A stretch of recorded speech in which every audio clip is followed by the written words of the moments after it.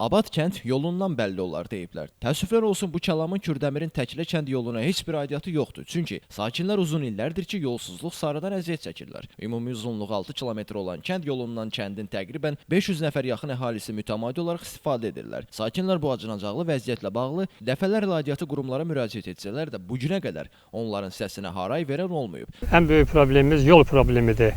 Təklə kəndi bura yaranandan, burada yaşadığımız tarixdən özümün də 70 yaşım var. Burada bir dəfə də olsun asfalt çəkilməyib. Mən hal-hazırda taksili fəaliyyəti ilə məşğulam.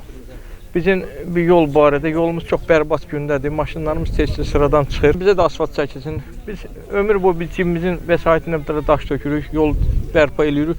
Yenə yolumuz sıradan çıxır, yağış yağan kimi. Allahın adı ki, yayda tozdan biz burada da maşının içi toz bulmaqdan da dəli olmuşuq. Kəndlərarası avtomobil yollarının yenidən qurulması regionların sosial-iqtisadi inkişafı dövlət proqramı çərçivəsində öz həllini tapır və bu proqram çərçivəsində də Kürdəmir rayonu ərazisində 20 miqyaslı yol infrastrukturu layihələri icra olunub və davam etdirilir.